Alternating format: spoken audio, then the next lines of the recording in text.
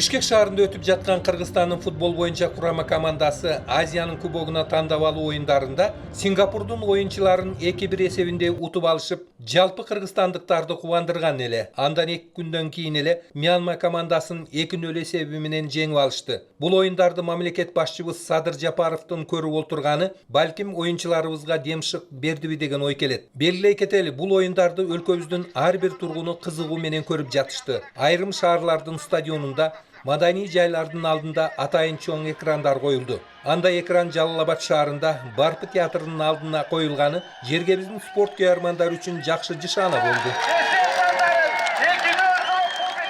Көрдүңүздөр, бул жерде аябай 300дөн ашуун күйөрман болду. Колдоп, коштоп сүрөп турдук, жеңдик. Эң башкысы жеңиш. 2 күн өлүм жыйын менен жыйынтыкталды.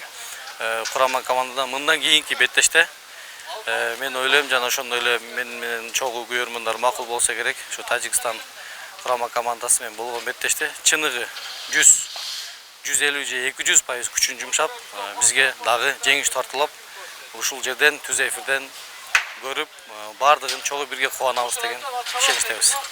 Белгилей кетели, бул оюнда Виктор Майер мыкты оюнчу номинациясын жеңип алса, Кыргызстандын курама командасына жаңыдан кошулган Эрбол Атабеков менен Бекнас Алмазбековдор мыкты оюн көрсөтө алышты. Ал эми Ливан өлкөсүнүн Джуния шаарында дүйнөнүн 15 мамлекетинин спортчулары катышкан Азиянын чемпионаты өткөн. Анда кыргызстандыктар 7 медалды утуп алышкан. Алардын арасында Жалалабадтык самбочу Бекболсун Керимбеков да бар. Кыргызстан общий командой 35 бала бардык. Молодежь, юнош, взрослый болду. Общий командой 7-6 медаль болду. 12 экинчи место, 3-чү место, 13. Кыргызстан командасы 3-чү место болду жалпы команда ой алганда.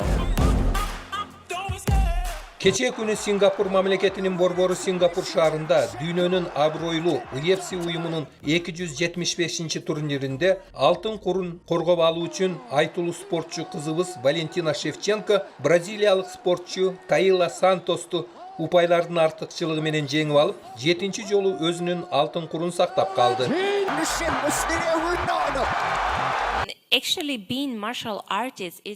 Мен бардык мүмкүнчүлүктөрүмдү жумшадым. Менде чемпиондук ой жүгүртүү бар.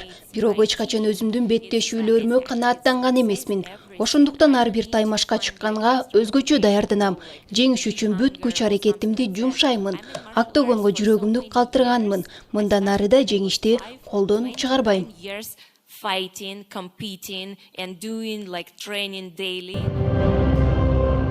Эртең, тактап айтканда 14-июнь күнү Бишкек шаарындагы Дөлөн Өмүрзаков атындагы борбордук стадионунда акыркы чечүүчү оюн өтөт. Анда Акшум караталышындагы кыргызстандык булгары топ чеберлери Тажикстандын тандалма командасы менен беттешет. Жалпы элибиз кыргыз спортчуларынан чоң жеңишти үмүт артат.